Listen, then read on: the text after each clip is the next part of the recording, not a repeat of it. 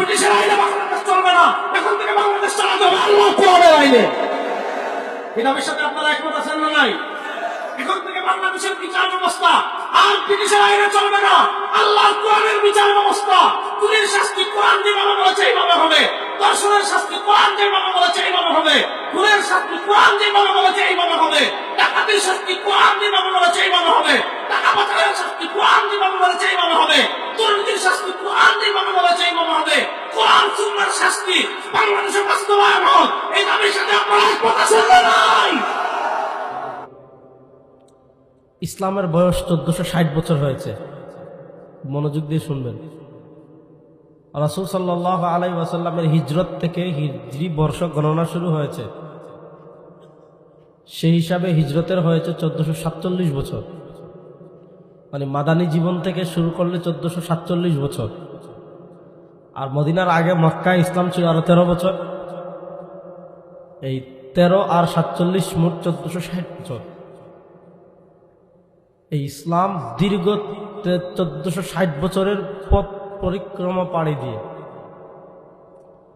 এই 1460 বছরের পথ চলা কখনো খুব সহজ ছিল না, এবং কখনো শুধু বিরিয়ানি এবং জিলাপি নির্ভর ছিল না, যে আপনি বিরিয়ানি খাইবেন, জিলাপি খাইবেন, জিকির করবেন আর ওয়াজ করবেন আর পরবর্তী প্রজন্মের কাছে নিশ্চিন্তে ইসলাম পৌঁছাবে। ইসলামের পথযাত্রা, ইসলামের পথ চলা, ইসলামের অগ্রযাত্রা কখনো এত সহজ ছিল না। ইসলাম যেদিন প্রকাশ্যে এসেছে সেদিন থেকে ইসলামের দুশমন হয়েছে রাষ্ট্র। দুনিয়ার একটা জিনিস খেয়াল করবেন, মুসা আলাইহিস সালাম, ইব্রাহিম আলাইহিস সালাম, আমাদের রাসূল সাল্লাল্লাহু আলাইহি সাল্লাম, নূহ আলাইহিস সালাম, আল্লাহ তাআলা কুরআনুল কারীমে অসংখ্য অগণিত নবীদের দাওয়াতের কাহিনী আমাদের কাছে বর্ণনা করেছেন। নূহ আলাইহিস সালাম তাওহীদের কথা বলেছেন, ইব্রাহিম তাওহীদের কথা বলেছেন, মুসা তাওহীদের কথা বলেছেন। সরওয়ার দু আলম তাজদার মদিনা জনাব মুহাম্মদুর রাসূলুল্লাহ সাল্লাল্লাহু আলাইহি ওয়াসাল্লাম তিনিও তাওহীদেরই কথা বলেছেন।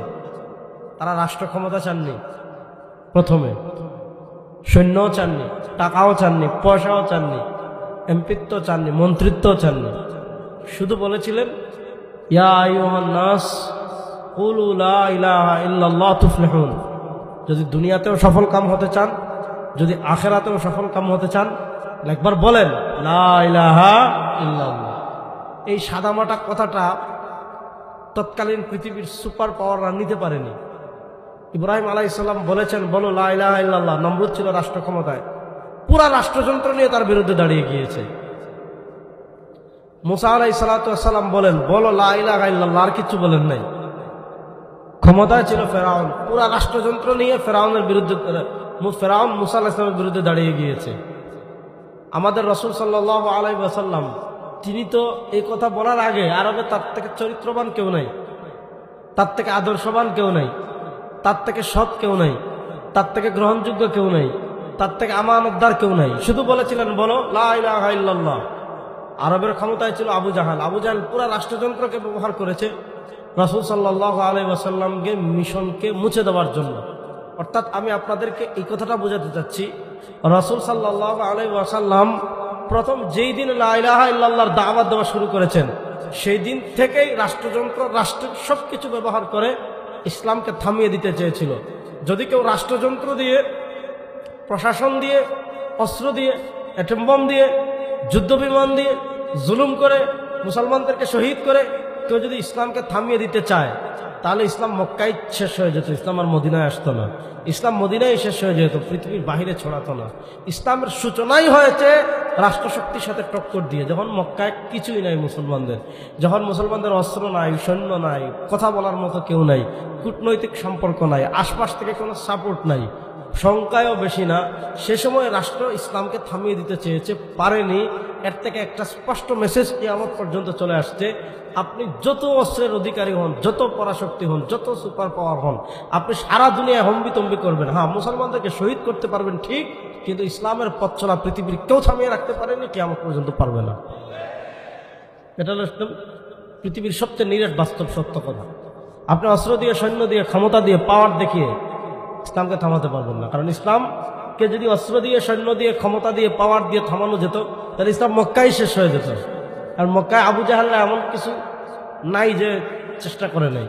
আবু জাহেলরা সব চেষ্টা করেছে, কিন্তু পারে নাই। এই জন্য দেখেন, ইসলাম 1400 বছরের। আমরা ইসলাম মনে করি কি যে হুজুর আসমানের উপরের কথা বলবেন, আমরা ইসলাম মনে করি কি হুজুর জমিনের নিচের কথা বলবেন। আমরা ইসলাম বলি কি যে আপনি ডানেও থাকাবেন না, বামেও থাকাবেন না। পৃথিবী সেকুলারিজমে বেসে যাক, পৃথিবী সোশ্যালিজমে বেসে যাক, পৃথিবী কমিউনিজমে ভেসে যাক, পৃথিবী ডেমোক্রেসিতে ভেসে যাক, হ্যাঁ, পৃথিবীতে তাগুত বিজয়ী হয়ে যাক, পৃথিবীতে মুসলমানরা লাশের স্তূপ জমা হয়ে যাক, মুসলমানদের শহীদদের সংখ্যা বাড়তে থাকুক, মসজিদে আকসা হাতছাড়া হয়ে যাক, কোরআন বিরোধী আইন হয়ে যাক, কোরআনকে গালি দেখ, সুন্নাহকে গালি দেখ, ইসলামকে গালি দেখ, যা মন চায় তা করবে। আপনি হুজুর, আপনি ইসলাম পালন করেন, আপনি কিচ্ছু করতে পারবেন না। আপনি যদি আসমানের উপরের কথা বলবেন আর জমিনের নিচের কথা বলবেন। ইসলাম যদি এত সহজ হতো তাহলে তো মক্কায় রাসূল সাল্লাল্লাহু আলাইহি ওয়াসাল্লাম হবে, কারণ তারা মালিক। যদি সে এলজিবিটি কিউ হতে চায়, আপনি সুযোগ দিতে হবে, কারণ তারা মালিক। মনোযোগ, জনগণ যা মন চায় তা করতে পারবে, যা মন চায় সেটা সুযোগ দিতে হবে। কেন?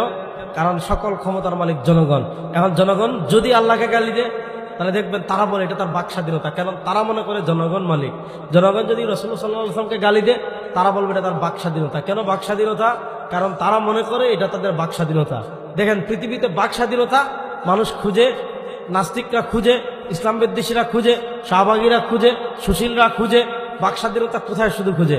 আল্লাহকে গালি দিলে দেখবেন বাক স্বাধীনতার মিছিল নিয়ে বের হয়, নবীকে গালি দিয়ে বাক স্বাধীনতার মিছিল নিয়ে বের হয়। দেখেন, আমরা বলি না কোনো মানুষকে আপনি গালিগালাজ করবেন।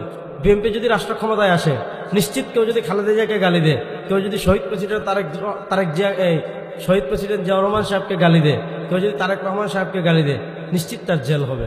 কেউ যদি জামাত আসলে, কেউ যদি ডাক্তার শফিক সাহেবকে গালি দেয়, তার জেল হবে। কেউ যদি সাইদিকে গালি দেয়, তার জেল হবে।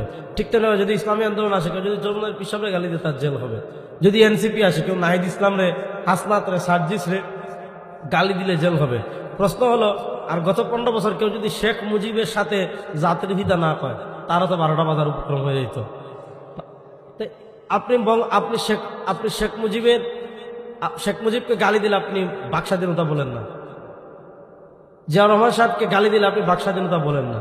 আপনার নেতাকে গালি দিলে আপনি বাক স্বাধীনতা বলেন না। আপনার নেত্রীকে গালি দিলে আপনি বাক স্বাধীনতা বলেন না। আর কোরআন অবমাননা করলে, ইসলাম অবমাননা করলে, হাদিস অবমাননা করলে, নবীকে গালি দিলে, আল্লাহকে গালি দিলে, এটা আসলে বাক স্বাধীনতা না, এটা হলো শয়তানি, ইসলাম বিদ্বেষী চূড়ান্ত একটা মনোভাব তারা প্রকাশ করতে চায় বাক স্বাধীনতার নামে। আমি গত পরশু চরমনাইয়ের মাহফিলে বলে আসছি যে আমাদের দেশে কেউ আল্লাহকে গালি দিলে দেখবেন শাহবাগীরা বলে বাক স্বাধীনতা। তো মুখের যেমন স্বাধীনতা আছে, হাতেরও তেমন স্বাধীনতা আছে। আপনি যদি বাক স্বাধীনতার নামে আল্লাহকে গালি দেওয়া আপনার বাক স্বাধীনতা হয়, তাহলে আপনার জিহ্বা ছিঁড়ে ফেলা এটা আমার হাতের স্বাধীনতা। আপনার বাক স্বাধীনতার নামে যদি রাসূল সাল্লাল্লাহু আলাইহি ওয়াসাল্লামকে গালি দেওয়া আপনার অধিকার হয়, তাহলে আপনার দুইটা চুপ টান দিয়ে ছিঁড়ে ফেলা এটা হলো আমার হাতের স্বাধীনতা। রাসূল সাল্লাল্লাহু আলাইহি ওয়াসাল্লামকে গালি দেওয়া যদি আপনার বাক স্বাধীনতা হয়, তাহলে আপনার মাথা শরীর থেকে ফেলে দেওয়া এটা আমার হাতের স্বাধীনতা। তখন তো বলবেন না, আপনি বাক স্বাধীনতার নামে আরেকজনকে মারবেন কেন, জিহ্বা ছিঁড়বেন কেন? তাহলে আপনি বাক স্বাধীনতার, হাতের স্বাধীনতার নামে যদি জিহ্বা ছিঁড়া না যায়, তাহলে বাক স্বাধীনতার নামে কি আল্লাহকে গালি দেওয়া যাবে না? বাক স্বাধীনতার নামে নবীকে গালি দেওয়া যাবে না। দেখেন, কারো বিশ্বাস নিজস্ব। কেউ নাস্তিক হলে আমার কোনো সমস্যা নেই, কেউ বাউল আউল ফাল কত কিছু আমাদের দেশে। মানে বাংলাদেশ একটা হইল ভ্যারাইটিস, আউলও পাবেন, বাউলও পাবেন। হায় হায় হায়, আমাদের দেশের মানুষের অধপতন কোন পর্যন্ত হয়েছে? ইসলাম শিখে আবুল সরকার থেকে, দিন শিখে মমতাজ থেকে, হ্যাঁ, কোরআন সুন্নাহ শিখে বাউল ফাউল বন্ড, মাদার পূজারি, গাঞ্জাখোর, নেশাখোর, এরকম কিছু ভণ্ড আমাদের দেশে আছে না নাই? মানুষ এদের থেকে দিন শিখে, মানে মানুষ গিয়েছে কোথায়? কেউ বাউল হয়, আমার কোনো সমস্যা নাই। কেউ নাস্তিক হলে, কোনো ধর্ম না মানলে আমার কোনো সমস্যা নাই। কেউ যদি শুয়ার হয়, আমার সমস্যা কি? কেউ যদি কুকুর হয়, আমার সমস্যা কি? কেউ যদি পায়খানা খায়, আমার সমস্যা কি? তো যা মন চা খা, পরিবেশ নষ্ট করিস না খেলে। কিন্তু আপনি নাস্তিকতার নামে যদি আল্লাহকে গালি দেন, আপনি নাস্তিকতার নামে যদি নবীকে গালি দেন, আপনি নাস্তিকতার নামে যদি ইসলামকে গালি দেন, আপনি নাস্তিকতার নামে যদি কোরআন অবমাননা করেন, আপনি নাস্তিকতার নামে যদি ইসলাম অবমাননা করেন, আগুন আর পানি একসাথে থাকে না, হয় আগুন জিতে না হয় পানি জিতে। সাপ আর বেজি একসাথে থাকতে পারে না, বাঘ আর হরিণ একসাথে থাকতে পারে না। আপনি বাংলাদেশে আল্লাহকে গালি দিবেন আর আমরা থাকবো, আপনি আর আমরা একসাথে থাকবো না, হয় আপনি থাকবেন না হয় আমরা থাকবো। হয় আপনি বাংলাদেশে গালি দিয়ে টিকে থাকবেন অথবা আমরা থাকবো। শুনেন, স্পষ্ট কথা, বাংলাদেশে আপনি নাস্তিক হয়ে থাকেন, আমার আপত্তি নাই। ইহুদি হয়ে থাকেন, আমার আপত্তি নাই।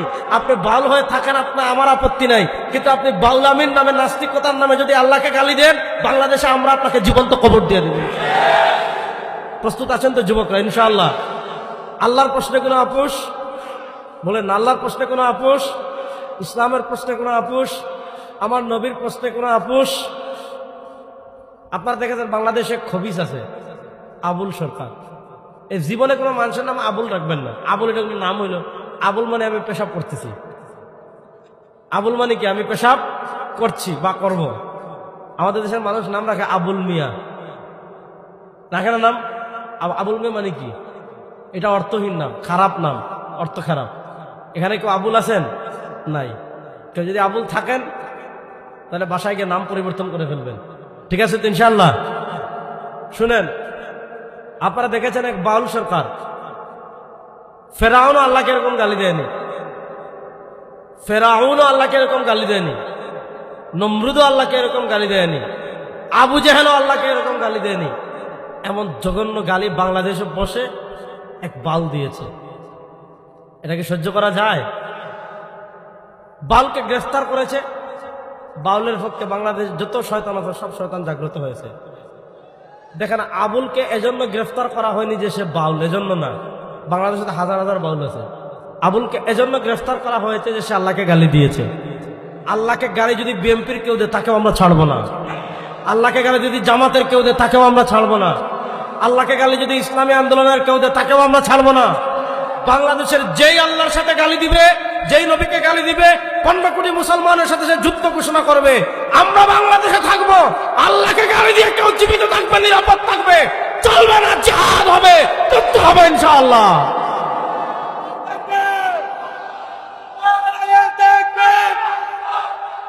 ইসলামের শত্রুরা হুঁশিয়ার সাবধান। আমরা সবাই রাসূল ছাড়া ভয় করি না। বলেন কুমার আয়াত তাকবীর। যুবকরা প্রস্তুত আছেন তো সবাই ইনশাআল্লাহ? তামাশা বাংলাদেশে আর চলবে না। বলেন, তামাশা বাংলাদেশে আর, বলেন না, তামাশা বাংলাদেশে আর চলবে? এই তামাশা বন্ধ হোক। আপনারা চান কি চান না? আপনি বাক স্বাধীনতার নামে আল্লাহকে গালি দিবেন, নবীকে গালি দিবেন, কোরআন অবমাননা করবেন, এই তামাশা বাংলাদেশে চলুক, এটা কি আপনারা চান? এই জন্য আমরা দাবি করি অন্তর্বর্তীকালীন সরকারকে, এই আবুল সরকারকে সর্বোচ্চ শাস্তি প্রদান করতে হবে। এই দাবির সাথে যুবকরা একমত আছেন না? না ইনশাআল্লাহ? আল্লাহ সবাইকে কবুল করুক। সবাই বলে না আমিন।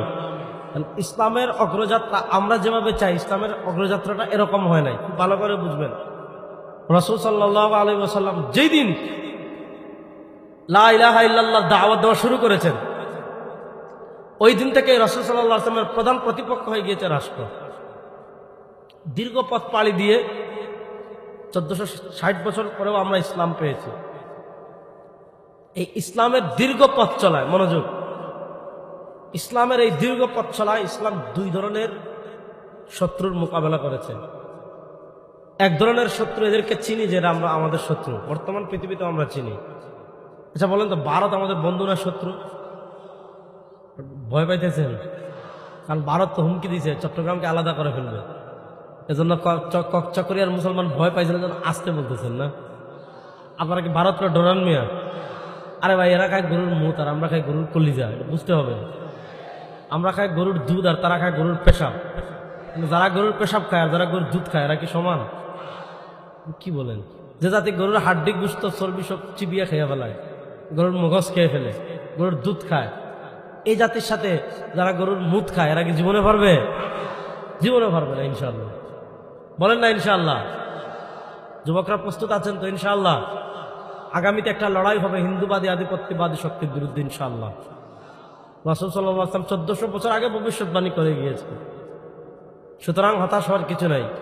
আজ হোক কাল হোক ইনশাআল্লাহ দিল্লিতে আবার ইসলামের পতাকা উঠবে ইনশাআল্লাহ। বলেন, খুব বেশি দিন না, কিছুদিনের ভিতর হবে ইনশাআল্লাহ।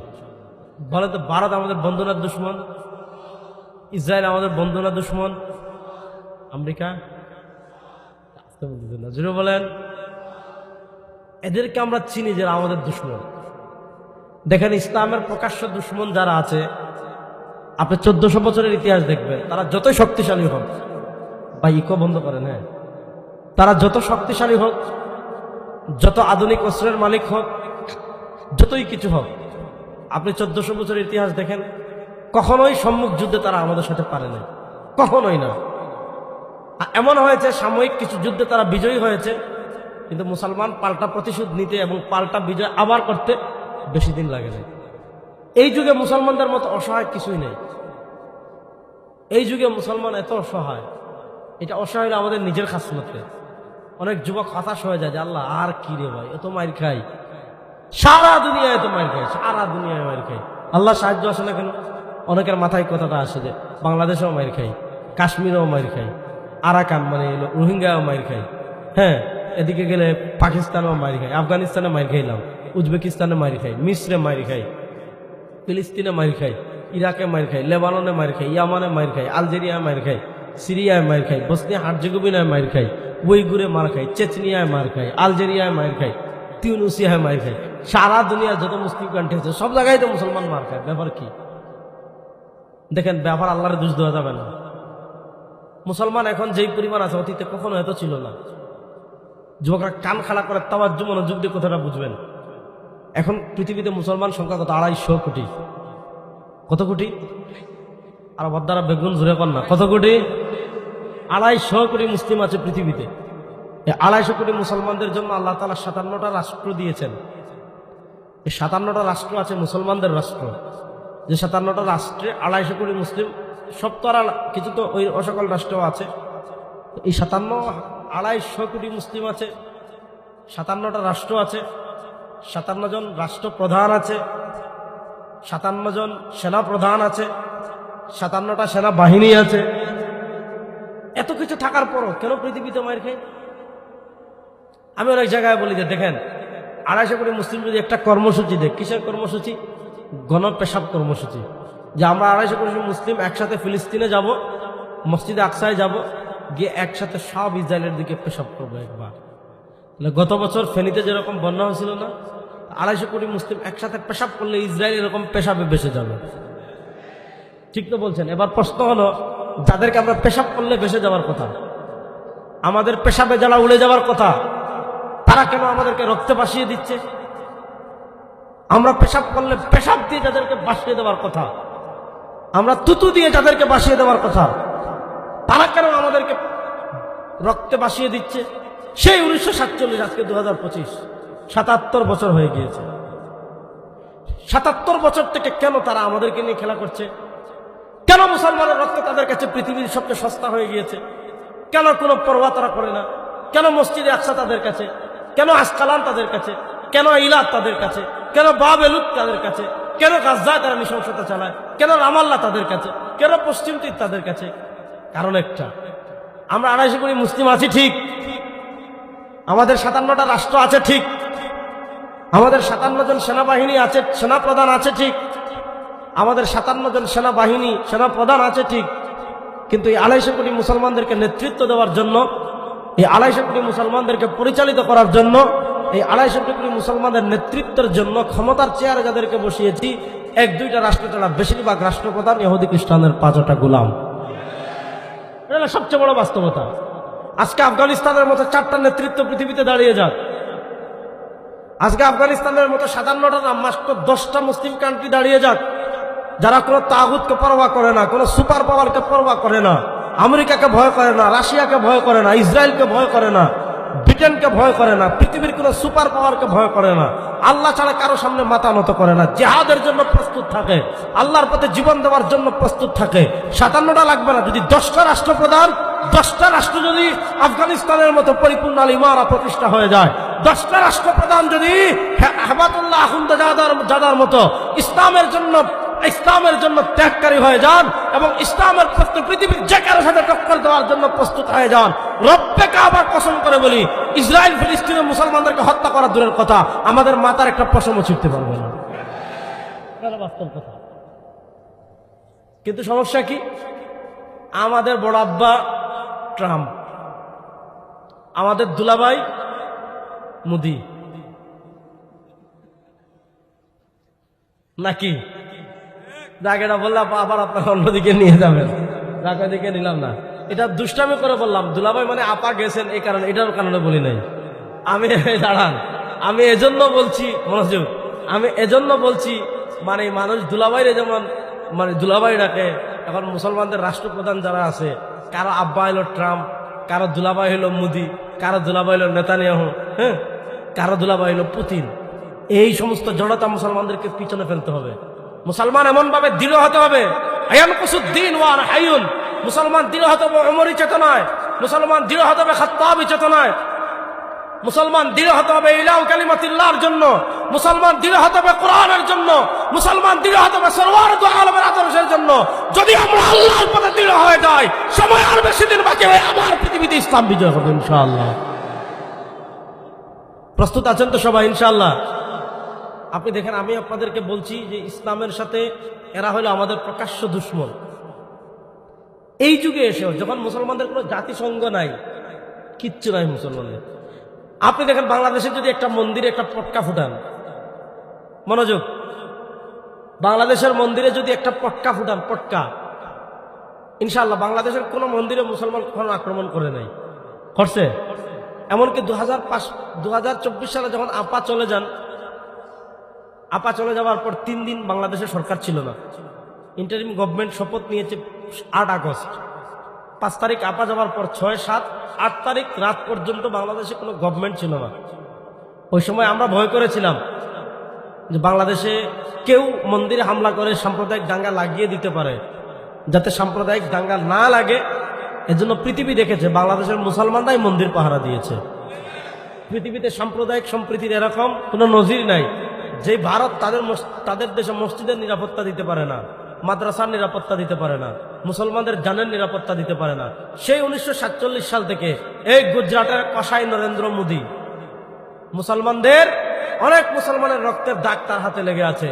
এই নরেন্দ্র মোদী গুজরাটের কুসাই, সে কখনো বাংলাদেশের বন্ধু হতে পারে না।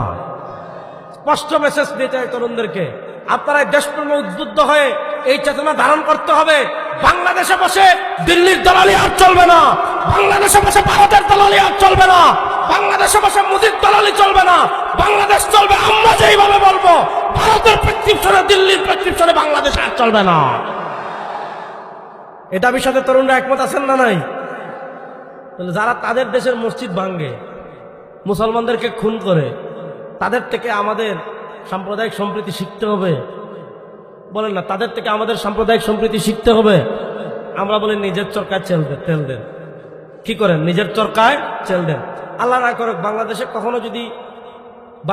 কখনো যদি কোনো পটকা ফুটে কোনো মন্দিরে, দেখবেন জাতিসংঘ বিবৃতি দিছে, দেখবেন ভারত বিবৃতি দিছে, দেখবেন ডোনাল্ড ট্রাম্প বিবৃতি দিছে। আমি আপনাদেরকে মানে মুসলমানদেরকে কেমনে তারা খেলে আমি একটা নজির দেখাই। পাকিস্তানের একটা মেয়ে ছিল মালালা, ইউসুফজাই মালালা, সম্ভবত মালালা ইউসুফজাই, ইয়াস। তাকে কে গুলি করেছে কোনো নিশ্চয়তা নাই। তারা বলেছে টিটিপি করেছে। টিটিপি নিয়ে পাকিস্তানের একটা মানে জিহাদি সংগঠন, তো তারা বলেছে টিটিপি করেছে বা পাকিস্তানের তালেবানরা করেছে। কিন্তু তালেবানরা করেছে এটার কোনো কি নাই, গ্রহণযোগ্য দলিল নাই। মালালা ইউসুফজাই মরে নাই, তার চিকিৎসা সুস্থ হয়ে গিয়েছে। ওরে খুদা রে, এই যে মালালা ইউসুফজাই তখন ছোট ছিল, তাকে গুলি করেছে, এটা অবশ্যই নিন্দনীয়। কিন্তু সারা দুনিয়ার রাষ্ট্রপ্রধানরা আইফেল টাওয়ারের সামনে গিয়ে সন্ত্রাসবাদের বিরুদ্ধে মিছিল দিয়েছে। হ্যাঁ, মনে হয়েছে সারা দুনিয়ার মানবতা মালালা ইউসুফজাই গুলি খাওয়ার সাথে সাথে শেষ। তাদেরকেই জিজ্ঞেস করেন, এক মালালা ইউসুফজাইয়ের জন্য তোমাদের এত মায়া? হ্যাঁ, সারা দুনিয়ার রাষ্ট্রপ্রধানরা আইফেল টাওয়ারের সামনে চলে গেলা এক মালালা ইউসুফজাইয়ের জন্য, ঠিক আছে? এক মালালা ইউসুফজাইয়ের জন্য তোমাদের এত মায়া, ঠিক আছে? প্রশ্ন হলো, ফিলিস্তিনে যখন লক্ষ লক্ষ মুসলিম শিশুকে হত্যা করা হয়, আফগানিস্তানে যখন লক্ষ লক্ষ মুসলিম শিশুকে হত্যা করা হয়, ইরাকে যখন লক্ষ লক্ষ মুসলিম শিশুকে হত্যা করা হয়, সিরিয়ায় যখন লক্ষ লক্ষ মুসলিম শিশুকে হত্যা করা হয়, আরাকানে যখন লক্ষ লক্ষ মুসলিম শিশুকে হত্যা করা হয়, কাশ্মীরে যখন মুসলমানদেরকে হত্যা করা হয়, তখন আপনাদের মানবাধিকার কোথায় থাকে? আসলে এগুলা মানবাধিকার, এটার নাম শয়তানি। এগুলার নাম মানবাধিকার না, এগুলার নাম কি? আর যুবকরা বলেন না, বেগুন জুড়ে কন্যা বদ্দারা, আসলে মানবাধিকার না, এগুলা কি? এই শয়তানি বাংলাদেশে চলুক, এটা আপনারা কি চান? সুতরাং আমাদের চোখ কান খোলা থাকার প্রয়োজন আছে না নাই? আমাদের থেকে আপনাদের বেশি প্রয়োজন, কারণ পার্বত্য চট্টগ্রামকে কেন্দ্র করে ষড়যন্ত্র আমাদের দেশে আছে না নাই? সুতরাং আমাদের সতর্ক থাকার প্রয়োজন আছে না নাই? আমি আপনাদেরকে সাম্প্রতিক পৃথিবীর দুইটা উদাহরণ দিই, তাহলে আরো সহজ করে বুঝবেন। এই যুগে এসে যখন মুসলমানরা একটু মাথা তুললে এই যে জঙ্গি, যখন মুসলমান একটু মাথা তুললে এই যে আল কায়দা, মানে সারা পৃথিবীতে একটা ইসলামোফোবিয়া এমন ভাবে ছড়ানো হয়েছে। আমাদের দেশে গত 15 বছর যখন আমাদের আপা ছিলেন, হুজুরে ধরছে, হুজুরে ধরে র্যাব ব্রিফিং দিয়েছে কি যে উনি জঙ্গি, ওনার কাছে জঙ্গি বই পাওয়া গেছে। পরে জঙ্গি বই কি কি সাংবাদিক থেকে দেখাচ্ছে, দেখা গেছে তার বইয়ে তার ঘরে ফাজাইলে আমল পাওয়া গিয়েছে। ফাজাইলে আমল, এই ফাজাইলে আমল এটা জঙ্গি বই। আপনি চিন্তা করেন, আপনি হাসতেছেন, ঢাকা ভার্সিটির পোলাপাইন ফজরের নামাজ পড়তে যেত না কেন? গোয়েন্দারা খেয়াল রাখতো যেটা ফজরের নামাজে যায় নিশ্চিত এটার জঙ্গি কালেকশন আছে, এটা জঙ্গি কানেকশন আছে। প্যান্ট টাকনুর নিচে পড়ে কিনা এটাও খেয়াল করতো। এটা আমি আপনাকে ভারতের গল্প শোনাচ্ছিলাম, বাংলাদেশের গল্প শোনাচ্ছি। প্যান্ট টাকনুর নিচে, এটা টাকনুর উপরে পড়ে নিচে পড়ে না, তারা তো ফ্যাশন করে না, তো এটা জঙ্গি। সারা পৃথিবীতে এরকম তামাশা চলেছে। এই তামাশার যুগে এসো আমরা গত কয়েক বছরে আমি দুইটা লড়াইয়ের উপমা দিই। প্রথম লড়াই দেখি, শুনেন, একটা উদাহরণ দিই তাহলে বুঝবেন। চকরিয়ায় আপনার একটা জায়গা আছে, মনোযোগ, চকরিয়ায় আপনার একটা জায়গা আছে। এই জায়গার রেজিস্ট্রি আপনার নামে, দাগ আপনার নামে, পর্সা নম্বর আপনার নামে, খতিয়ানও আপনার নামে। বলেন তো এই জায়গার মালিক কে? আপনি। আরেকজনের রেজিস্ট্রিতে নামও নাই, দাগ নাম্বারও নাই, খতিয়ানও নাই, কিচ্ছু নাই, কিন্তু সে অমুক আওয়ামী লীগের নেতার চামচা। এখন চামচামি করে নেতার পাওয়ার দেখে জায়গা দখল করে বিল্ডিং বানিয়ে ফেলেছে। বিল্ডিং বানিয়ে সে ভাড়াও পাচ্ছে, ভাড়াও নিচ্ছে। এবার বলেন, সে পাওয়ার দেখিয়ে পুলিশ ব্যবহার করে, পেশি শক্তি ব্যবহার করে, জায়গা দখল করে, বাড়ি নির্মাণ করে, ভাড়া ভোগ করছে। সে কি প্রকৃতপক্ষে বিল্ডিং এর মালিক? বিল্ডিং এর মালিককে, যার নামে দাগ নাম্বার, যার নামে খতিয়ান নাম্বার, যার নামে রেজিস্ট্রি নাম্বার, সেই মালিক। হয়তো তার পাওয়ার নাই, ক্ষমতা নাই, এজন্য সে কিছু করতে পারছে না। কিন্তু যেই দিন আপা চলে গেছে, তারপর থেকে এই জায়গায় আপনার আর কোনো কিছু আছে? আমার সাথে বলেন, ফিলিস্তিনের মালিক আমরা। বলেন, ফিলিস্তিনের মালিক, সবাই বলেন, ফিলিস্তিনের মালিক আমরা। ভয় লাগতেছে? সাহস করে বলেন, ফিলিস্তিনের মালিক কারা? বাইতুল মাকদিসের মালিক কারা? গাজার মালিক কারা? আসকালানের মালিক কারা? ইলাতের মালিক কারা? বাবেল উদ্দের মালিক কারা? আরে ভাই, রেজিস্ট্রি আমাদের, দাগ আমাদের, খতিয়ান আমাদের, পর্সা নাম্বার আমাদের। আমাদের রেজিস্ট্রি থাকার পরও, আমাদের সব বৈধ কাগজপত্র থাকার পরও আমাদের জায়গা দখল করেছে ইসরায়েল। আমাদের জায়গা দখল করেছে কে? ইসরায়েল। আপনারা দেখেছেন ইসরায়েল 2023 সালের অক্টোবরের শুরুতে একটা শয়তানি করেছে, দুটা শয়তানি। এক নম্বর শয়তানি, সৌদি আরবের সাথে তারা তাদের সম্পর্কটা স্বাভাবিক করবে। যেমন আমাদের বাংলাদেশের পাসপোর্টে আগে ছিল না, এখন আবার আসছে, অ্যাকসেপ্ট ইসরায়েল, মানে এই পাসপোর্ট ইসরায়েলে এলাও না, এই পাসপোর্ট দিয়ে আপনি ইসরায়েলে যেতে পারবেন না। সৌদি আরবের পৃথিবীর বেশিরভাগ মুসলিম কান্ট্রির সাথে ইসরায়েলের কূটনৈতিক দূরত্ব আছে, মানে দূতাবাস নাই, কোনো সম্পর্ক নাই, ফ্লাইট নাই। তো 2023 সালের সেপ্টেম্বর অক্টোবরে সৌদি আরব চাচ্ছিল ইসরায়েলের সাথে সম্পর্ক স্বাভাবিক করে ফেলবে। ইসরায়েল এর সাথে সৌদি আরব যদি সম্পর্ক স্বাভাবিক করে, তাহলে মুসলিম বিশ্বের কি অবস্থা হবে আপনি চিন্তা করেন।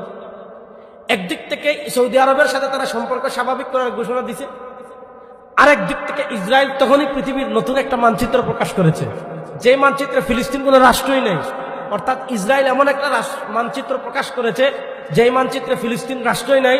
তারা দেখিয়েছে এই আরজে মুকাদ্দাসকে কেন্দ্র করে, পবিত্র ভূমি বাইতুল মাকদিসকে কেন্দ্র করে মুসলমানের যে বিশাল ফিলিস্তিন স্বাধীন রাষ্ট্র আছে, তারা মানচিত্র প্রকাশ করে সারা দুনিয়ার নপুংসক মুসলমানদের কাছে, সারা দুনিয়ার নপুংসক মুসলমান রাষ্ট্রপ্রধানের কাছে, সারা দুনিয়ার নপুংসক মুসলমান সেনাপ্রধানের কাছে তারা এই বার্তা দিয়েছে, আগামীতে আর ফিলিস্তিনি থাকবে না, পুরাটা ইসরায়েল হয়ে যাবে, পুরাটা ইসরায়েল দখল করে ফেলবে।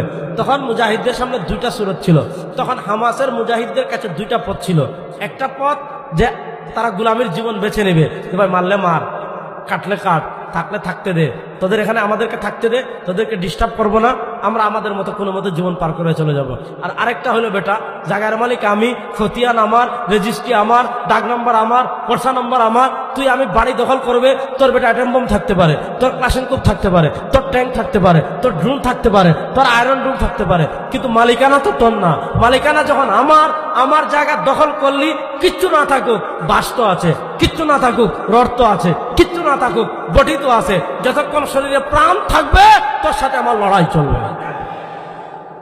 মুজাহিদরা দ্বিতীয় পথ বেছে নিয়েছে, মনোযোগ, মুজাহিদরা দ্বিতীয় পথ বেছে নিয়েছে। দ্বিতীয় পথ বেছে নেওয়ার কারণে 2023 সালের 7 অক্টোবর, মনোযোগ, 2023 সালের 7 অক্টোবর তুফান আল আকসা শুরু হলো। আহা, 2025 সালের 9 অক্টোবর তুফান আল আকসা সমাপ্তি হলো। 2 বছর 2 দিন পৃথিবী একটা অসম যুদ্ধ দেখেছে। একদিকে পৃথিবীর অন্যতম সুপার পাওয়ার ইসরায়েল, যাদের আয়রন রুম আছে। আপনি যদি গাজা থেকে মিসাইল মারেন, আপনি যদি ইরান থেকে মিসাইল মারেন, আপনি যদি রাফা, মিশরের রাফা থেকে মিসাইল মারেন, আপনি যদি উর্দুন জর্দান থেকে সীমান্তে আসলে বা আহত হয়ে কেউ সীমান্তে আসলে দেখা যেত মিশর রাফা ক্রসিং খুলে দিত। রাফা ক্রসিং খুলে দিলে দেখা যেত ওই অসুস্থরা এই পারে আসতে পারত। এই পারে হইল রাফা, ওই পার হইল গাজা। এই পারে মানুষ দেখবেন প্রচুর স্মোক করে, এত সিগারেট খায় মিশরের মানুষ, আপনি চিন্তাও করতে পারবেন না। এমনকি আপনি হাঁটলে পুলিশ যদি বুঝে আপনি ফরেন, আপনি বিদেশি, 10 মিনিট আপনার পিছনে হাঁটবে, ভাই সৎকা দেন, তাকে হাদিয়া দেন, ঘুষ দেন, কেন? সিগারেট খাবেন। নারীরাও দেখবেন সমানে সিগারেট খাচ্ছে। এই পার স্মোকিং মানে সিগারেটে ভেসে যাচ্ছে, আর ওই পার রক্তে ভেসে যাচ্ছে। এটাই হলো বর্তমান আধুনিক আব্রাহাম লিঙ্কনের রাষ্ট্রচিন্তার ফসল, যে গাজায় মুসলমান রক্তে ভেসে যাচ্ছে, আর এই পার রাফায় বুক বিলাসিতায় ভেসে যাচ্ছে। এটাই হলো পৃথিবীর বাস্তবতা। আমাদের পাশে আরাকান রক্তে ভেসে যায়, আমরা খাবার নিয়ে যেতে পারি, আমরা নিয়ে যেতে পারি, কিন্তু তাদের জন্য যা করার আমরা করতে পারি না। কেন? ওই আব্রাহাম লিঙ্কন আপনার গণতন্ত্রের নামে, ডেমোক্রেসির নামে, আধুনিক রাষ্ট্রচিন্তার নামে পৃথিবী আমাদের মুসলমান ভাইদের ভিতর বিভিন্ন জাতিতে বিভক্ত করে, আমাদের ভিতর সীমান্তের কাঁটাতার তৈরি করে এক জায়গায় মারে, আমরা কিছু করতে পারি না। ফিলিস্তিনকে তো মারতেছে, সারা দুনিয়ার মানুষ তাদের জন্য দরদ দেখাচ্ছে, ভালোবাসা দেখাচ্ছে, এবং তারা এই পরিমাণ শিক্ষিত, এই পরিমাণ স্মার্ট, এই পরিমাণ আধুনিক যে তারা তাদের মাজলুমিয়ত সারা পৃথিবীর সামনে তুলে ধরতে পারছে। আর আমাদেরকে যদি কখনো ভারত মারে, তা আমাদের বাংলাদেশের মুসলমান থেকে ভারতের দালাল বেশি। এটা বাস্তব কথা। বিশেষ করে যারা নেতৃত্বের জায়গায় থাকে, এরা বাংলাদেশ থেকে যতটুকু মহব্বত না করে, এর চেয়ে দেখবেন ভারতের, একজনে বলছিল যে ভারতের যা দিছি সারা জীবন মনে রাখবে, আরেকজনে বলছিল ভারতের সাথে আমাদের সম্পর্ক স্বামী স্ত্রীর মতো। এগুলো আপনারা বাংলাদেশে শুনেন নাই? শুনেছেন। আমি গেছি মিশর, যাওয়ার পর ওই মিশরের রাজধানী হলো কায়রো, ওটার থেকে 500 কিলোমিটার দূরে এক নিভৃত গ্রামে গেলাম।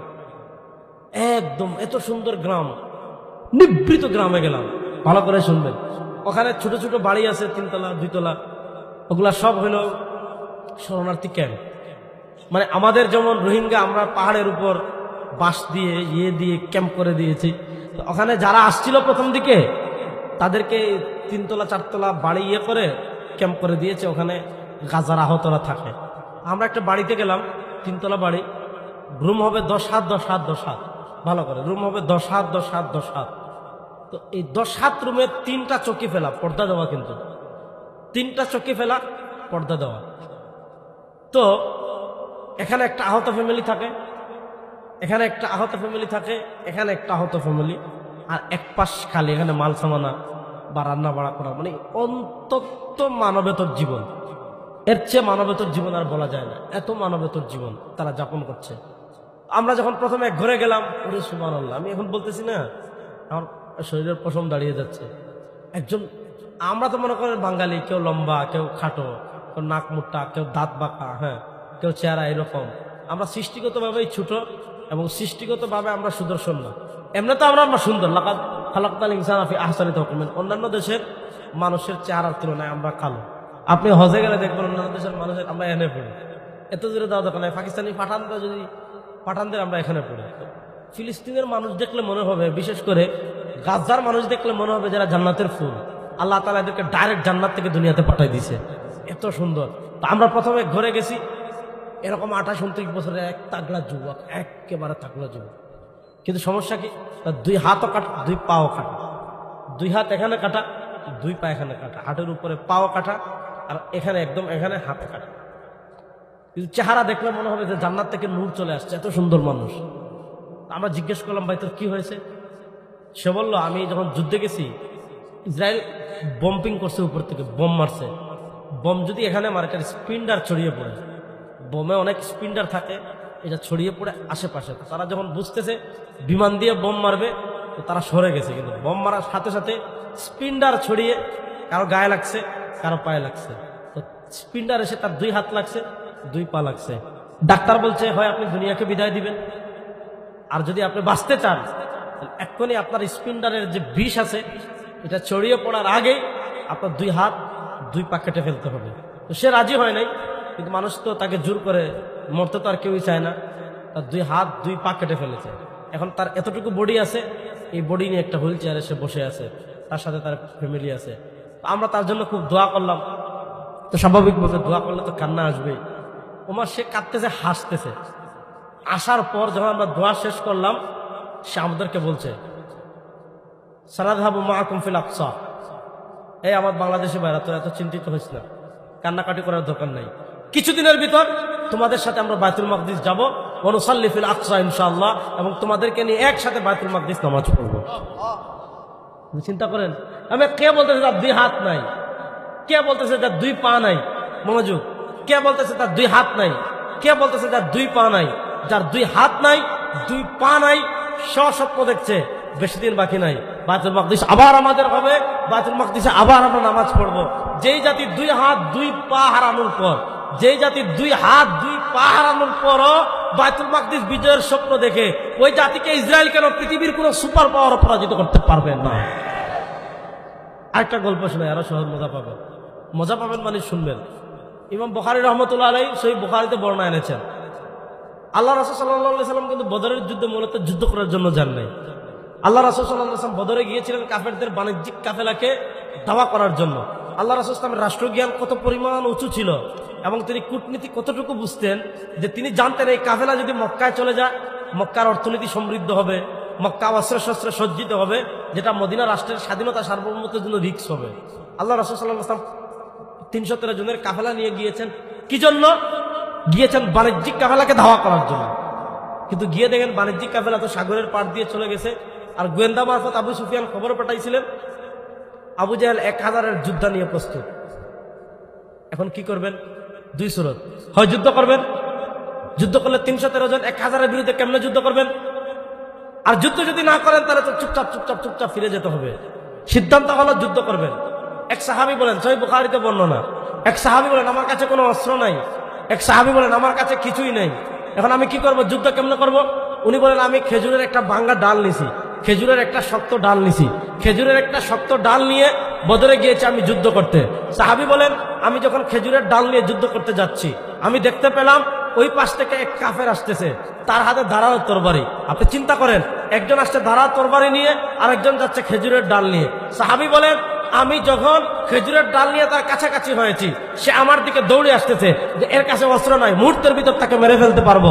সাহাবী বলেন আমি যখন খেজুরের ডাল তুলছি তাকে আঘাত করার আগে আমি দেখলাম আমি তাকে আঘাত করিই নাই, আমার কাছাকাছি আসার আগে হঠাৎ তার মাথা কেটে জমিনে পড়ে গেছে।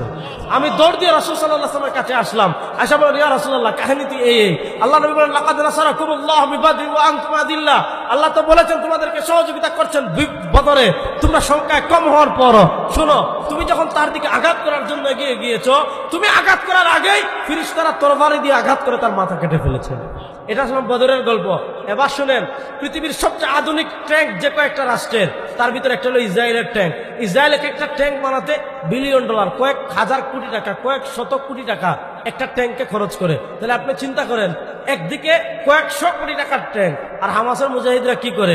বিদ্যুতের পাইপ দিয়ে। হামাসের মুজাহিদরা কি করে? কারেন্টের পাইপ দিয়ে, সামান্য টিউবওয়েলের পাইপ দিয়ে 100-200 ডলার খরচ করে একটা গ্রেনেড বানায়, একটা বোমা বানায়। আল্লাহ 100 টাকার গ্রেনেডে আল্লাহ 100 ডলার বোমায় এত পাওয়ার দেন, হামাসের মুজাহিদরা 100 ডলারের গ্রেনেড মারে, আল্লাহ 100 কোটি টাকার ট্যাঙ্ক জ্বালিয়ে বসে করে দেন। এই যুগেও তারা, যে যুগে আমাদের পক্ষে কথা বলার মতো কেউ নাই, যে যুগে আমাদেরকে সহযোগিতা করার মতো কেউ নাই, যে যুগে মুসলমানদের মানবাধিকার নিয়ে কথা বলার মতো কেউ নাই, সেই যুগে এসেও যদি হামাসের মুজাহিদরা সেই যুগে এসে যদি গাজদার মুজাহিদরা ইসরায়েলের মতো সুপার পাওয়ারের সাথে ৭৭ বছর থেকে লড়াই করতে পারে, রব্বে কাবার কসম করে বলি, মুসলমান যদি তাদের নেতৃত্ব পরিবর্তন আনতে পারে, মুসলমান যদি দালালদেরকে নেতৃত্ব থেকে সরাতে পারে, পৃথিবীতে ইসলামের বিজয়, বাংলাদেশে ইসলামের বিজয়কে আটকে রাখতে পারবে না।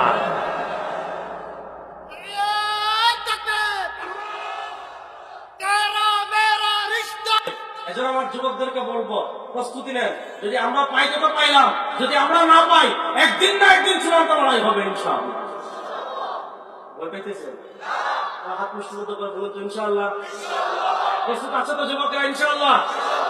তারা বুঝছে যে এদের সাথে তো সম্মুখ যুদ্ধে পারা যাবে না। আমি আমার কথার মূল কথা চলে আসছে, একটু মনোযোগ দিয়ে শুনেন। তখন তারা মুসলমানদের ভিতরে আরেকটা যুদ্ধ চালু করেছে। সেই যুদ্ধ বলে আল গাজওয়াতুল ফিকরিয়া। সেই যুদ্ধকে বলে চিন্তা যুদ্ধ।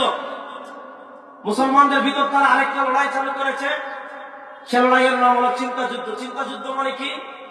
অর্থাৎ মুসলমানদের ভিতর এমন একটা সংস্কৃতি তারা চালু করবে, মুসলমানদের ভিতর এমন একটা সমাজ তারা চালু করবে, মুসলমানদের মধ্যে এমন একটা শিক্ষা ব্যবস্থা তারা চালু করবে, মুসলমানদের ভিতর এমন একটা সমাজবিধি তারা চালু করবে, মুসলমানদের ভিতর এমন একটা রাষ্ট্রনীতি তারা চালু করবে, মুসলমানদের ভিতর এমন একটা বিচার ব্যবস্থা তারা চালু করবে যেগুলোতে নামে মাত্র থাকবে ইসলাম, যেগুলোতে জড়িয়ে পড়লে নামে মাত্র থাকবে ইসলাম, নাম ছাড়া ইসলামের আর কিছু থাকবে না। এইভাবে তারা বুদ্ধিবৃত্তিক একটা লড়াই আমাদের উপর চাপিয়ে দিয়েছে।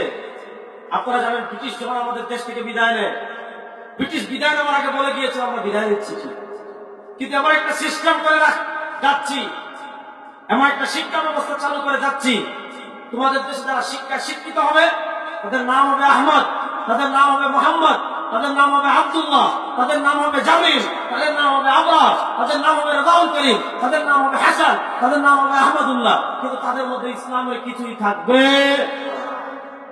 এই যুগে এসে মুসলমানদেরকে তারা এই জায়গাটা, সেটা কি? সারা দুনিয়ায় মুসলমানদেরকে পাওয়ারের জায়গা থেকে সরিয়ে দিয়েছে, ইসলামকে অনুষ্ঠান নির্ভর ধর্ম বানিয়ে ফেলেছে। ভালো করে বুঝেন, এই শতাব্দীতে তারা কি করেছে? গত শতাব্দীতে সারা দুনিয়া ইসলামকে পাওয়ারের জায়গা থেকে সরিয়েছে। অথচ আপনি ইসলামের 1400 বছরের ইতিহাস দেখেন, মক্কা ব্যতীত উসমানী খিলাফত পর্যন্ত পৃথিবীতে ইসলাম পাওয়ারের জায়গায় ছিল কি ছিল না? ছিল। তারা কি করেছে?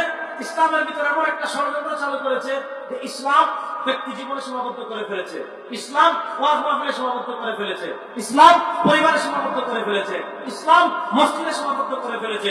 সারা দুনিয়ায় আপনি গত শতাব্দীতে তুরস্কে দেখবেন, তিউনিসিয়া দেখবেন, আলজেরিয়ায় দেখবেন, মিস্রে দেখবেন, জাজিরাতুল আরবের রাষ্ট্র দেখবেন, বাংলাদেশে দেখবেন, পাকিস্তানে দেখবেন, উজবেকিস্তানে দেখবেন, এক এক এলাকায় এক এক ভাবে ইসলামকে, কোরআনকে, দ্বীনকে, শরিয়াকে তারা পাওয়ারের জায়গা থেকে সরিয়েছে।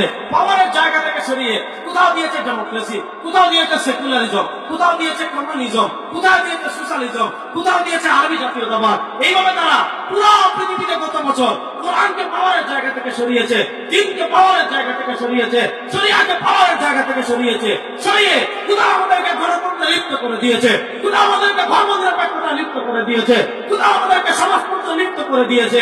তারা আমাদেরকে তাদের মধ্যে ইসলাম শিখিয়েছে। তারা বলেছে ইসলাম থাকবে পরিবারে, তারা আমাদেরকে শিখিয়েছে ইসলাম থাকবে মসজিদে, তারা আমাদেরকে শিখিয়েছে ইসলাম থাকবে মাদ্রাসায়, তারা আমাদেরকে শিখিয়েছে ইসলাম থাকবে খানকায়।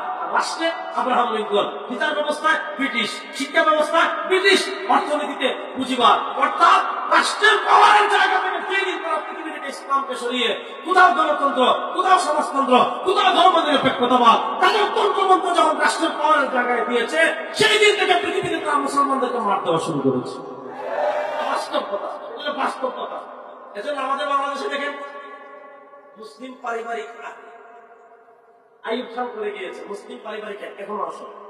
মুসলিম পারিবারিক আইন মানে কি? আপনি বিয়ে করবেন ইসলাম অনুযায়ী, ভালো কথা। মুসলিম পারিবারিক আইন মানে কি? আপনি তালাক দিবেন ইসলাম অনুযায়ী। মুসলিম পারিবারিক আইন মানে কি? আপনি ত্যায্য সম্পত্তি ভাগ করবেন ইসলাম অনুযায়ী। মুসলিম পারিবারিক আইন মানে কি? আপনি ওয়াকফ করবেন ইসলাম অনুযায়ী, খুব ভালো কথা। বিয়ে কেমনে করবেন? এটা ইসলামে আছে, অবশ্যই আছে। তালাক কেমনে দিবেন? এটা ইসলামে আছে, অবশ্যই আছে। ত্যায্য সম্পত্তি ভাগ করবেন কেমন? এটা ইসলামে আছে, অবশ্যই আছে। ওয়াকফ কেমনে করবেন? এটা ইসলামে আছে, অবশ্যই আছে। এবার বলেন বিয়েতে যেমন ইসলাম আছে, তালাকে যেমন ইসলাম আছে, তেজ্য সম্পত্তির যেমন ইসলাম আছে, ওয়াকফে যেমন ইসলাম আছে, বিচার কেমনে করবেন, বিচার কেমনে করবেন, বিচার কেমনে করবেন, ইসলামে আছে না নাই? লোকরা কথা বলে না। বিচার কেমনে করবেন, ইসলামে আছে না নাই? সংবিধান কেমনে লিখবেন, ইসলামে আছে না নাই? রাষ্ট্র কেমনে চালাবেন, নাই? জোরে বলেন, আরো জোরে বলেন। রাষ্ট্র কেমনে চালাবেন, ইসলামে আছে না নাই? এই জায়গায় আমাদেরকে ধোঁকা দিয়েছে। আমাদেরকে বলেছে পারিবারিক আইনে থাকবে ইসলাম, আর রাষ্ট্রে আব্রাহাম লিঙ্কন। আমাদেরকে বলে পারিবারিক আইনে থাকবে ইসলাম, অর্থনীতিতে পুঁজিবাদ। আমাদেরকে বলে পরিবারে থাকবে ইসলাম, সমাজ ব্যবস্থায় ব্রিটিশ। আমাদেরকে বলে পরিবারে থাকবে ইসলাম, আর রাষ্ট্র পরিচালনায় আপনার ধর্ম নিরপেক্ষতা। সুরার মুসলমান গত শতাব্দীতে এইভাবে মুসলমানদেরকে ধোঁকা দিয়ে পৃথিবীর প্রান্তে প্রান্তে তারা ইসলামকে পাওয়ারের জায়গা থেকে সরিয়েছে। যুবকরা বলবো প্রস্তুতি নেন, এই শতাব্দীতে আমরা ইসলামকে পাওয়ারের জায়গায় নিয়ে যাব। ইনশাআল্লাহ বলেন, ইনশাআল্লাহ বলেন, বলেন না ইনশাআল্লাহ। এখন দেখেন পৃথিবী চেঞ্জ হচ্ছে, পৃথিবী ইউটার্ন নিচ্ছে। গত শতাব্দীতে আমাদেরকে মারতে মারতে ধাক্কাইতে বঙ্গোপসাগরে তারা চলে আসছিলেন সারা দুনিয়া। মানে ধাক্কা দিলে ইসলাম শেষ, সমান পর্যায়ে চলে গেছে। এই শতাব্দীতে আমরা ধাক্কানো শুরু করছি আলহামদুলিল্লাহ। বড় আস্তে বলে ধাক্কা বাড়বে না কমবে? বলেন। গত সপ্তাহ তারা আমাদেরকে শোয়াই দিতে চেয়েছিলেন, এই সপ্তাহে আমরা এমন বঙ্গোপসাগরে নামবো মালয়েশিয়া গিয়ে উঠবে, বাংলাদেশের জায়গা হবে না। সুতরাং শেষ কথা মনোযোগ। পৃথিবী ইউক্রেন দিকে যাচ্ছে, পরিবর্তনের দিকে যাচ্ছে। ইসলামের জয়গান, ইসলামের বিজয় যাত্রা পৃথিবীতে, সারা পৃথিবীতে ছড়িয়ে পড়ছে। বাংলাদেশের রাষ্ট্র ক্ষমতায় যারাই যাবেন, আমাদের জায়গা থেকে নসিহা হবে ব্রিটিশের আইন বাদ দেন, আব্রাহাম লিঙ্কনের মূলনীতি বাদ দেন, পুঁজিবাদ বাদ দেন, ব্রিটিশের শিক্ষা ব্যবস্থা বাদ দেন। বাংলাদেশের ৯৯% মানুষ যাদেরকে রাষ্ট্র ক্ষমতায় পৌঁছাবে, আমাদের দাবি